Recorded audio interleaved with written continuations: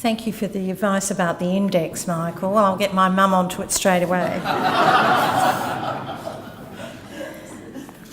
Dear friends, dear family, my wonderful colleagues from the University of South Australia School of Communication, International Studies and Languages, the University of South Australia School of Law, and also my colleagues from Defence.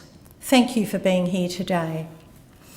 I'm honoured to be surrounded by you, by my colleagues from a whole range of areas of my life.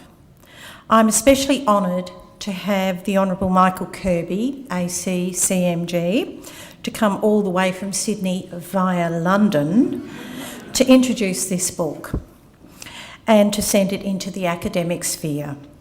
And, you know, it's just the Honourable Michael's interest in 2008 when he wrote to me and said, I'd like to give a series of speeches, could you send me a draft of your thesis? And I did, and the rest is history.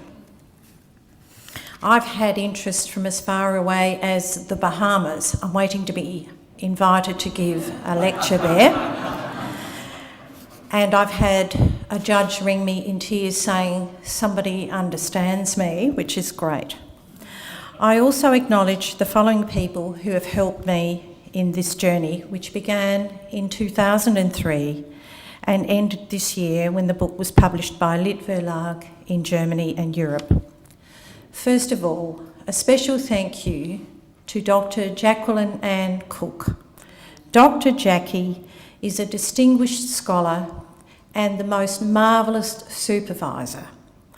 She took me in hand when I would ring at 10 o'clock at night saying, I can't do this anymore. And she said, yes, you can, you're brilliant. And so is she. Dr. Andrew Cannon, Deputy Chief Magistrate of South Australia and distinguished academic, thank you very much to you, sir. You took an interest and later, along with others, supported the publication of this work, and I'm deeply grateful. To my marvellous family, my darling husband Roy, to my children, Lucy, Matthew, James and Carl, thank you for believing in a mum who could. A special thank you to my 91-year-old mum, Betty Michels, who's here today. Her love of the English language and her constant reminder of how it should be used has surely landed on me. Today's event would not have happened without the support of the School of Law and the University of South Australia. In particular, I thank Professor Pal Ahluwalia, Professor Paul Farrell, and also Ms. Leanne Steele. And special thanks to Professor Kerry Green, Head of the School of Communications, who said to me only recently, and I'm holding you to this, Kerry, you said, I have been converted to discourse analysis as a major communications and theoretical application.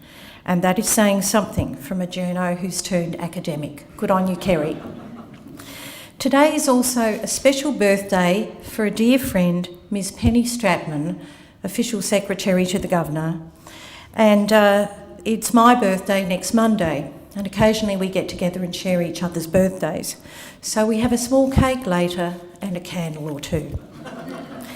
I hope many of you will buy the book, but I believe this lot's been sold out, and place it on your reading lists and encourage other academics to read it so that we can expand our understanding of how language both helps and hinders public confidence and public opinion.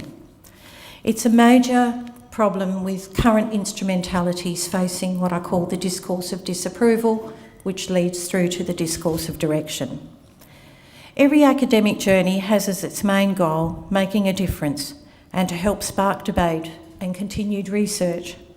My work applies a cross-disciplinary approach through research that considers linguistic, communication, justice, politics and public opinion analyses.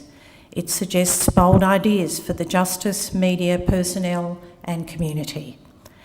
As a late career researcher, this work links the mature student's stance and I'm a living embodiment of it.